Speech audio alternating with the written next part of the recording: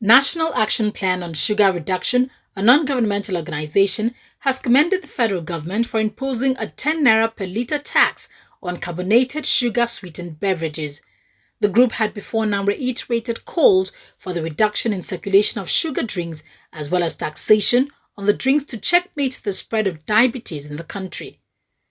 Ms. Bongos-Ikwue, health communication specialist of the group, commended the federal government and Federal Ministry of Finance in particular for the taxation on sweetened beverages, showing a roadwork to the Federal Ministry of Finance in Abuja to press home the organization's demands. She expressed the determination of the group to continue to carry out intensive sensitization of people to the dangers of sugar drinks. It's actually an event that we put together to commend the Federal Ministry of Finance, the Nigerian government, for enacting a 10 naira per litre tax on carbonated sugar-sweetened beverages. So we're here to commend the Federal Ministry of Finance because they have exhibited concern for the welfare of Nigerians as well as for the Nigerian economy. One of the first things that we expect this to do is to educate people, to bring awareness to the dangers of drinking sugar-sweetened beverages. Bongos-Ikwue said the group was committed to assessing the development and recommendations made, particularly in earmarking of tax revenue for healthcare provision purposes. Another thing that we hope that the government will do is use revenue from this tax to fund healthcare, for healthcare management, for healthcare provision, and possibly even the subsidization of diabetes treatment for people, low-income people who cannot afford the high cost of treating diseases that are caused by drinking sugar-sweetened beverages. It should have financial implications on citizens because what we really want to achieve is discouraging the consumption of sugar-sweetened beverages. Now, there is evidence to show that low-income groups are more responsive to price changes.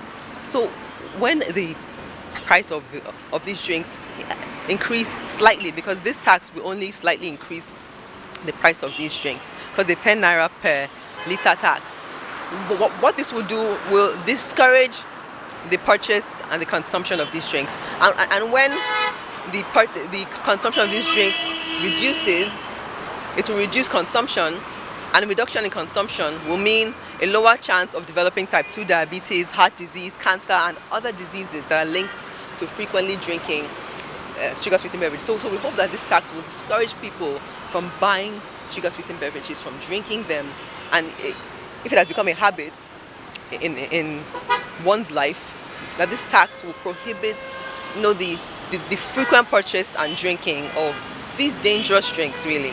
Mr. Abubakar Idris, a participant in the road show, expressed his support for the tax, saying it would go a long way to reduce sugar drinks and its attendant health challenges. I am in full support of reduction of sugar drinks. Yes, sugar drink, because it affected many people in this country. It affected a lot. It killed some people earlier, sent some people to the early grave.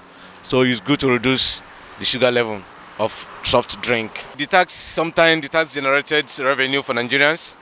We use it to help ourselves to develop the country.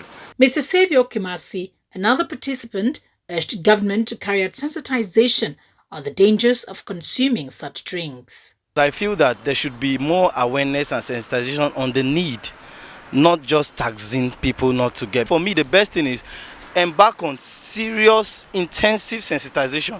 Let everybody on the street, let the market women, the children at the school, let them know the importance of it. And then they will even, without forcing them, they wouldn't even go to get those things. So the people, whether they pay tax or not, they will see that there will be a reduction of people getting into it, because people have now know the effect. Because when you just say, okay, taxation, and it doesn't stop the people's mindset. So let's work on the people, not just the company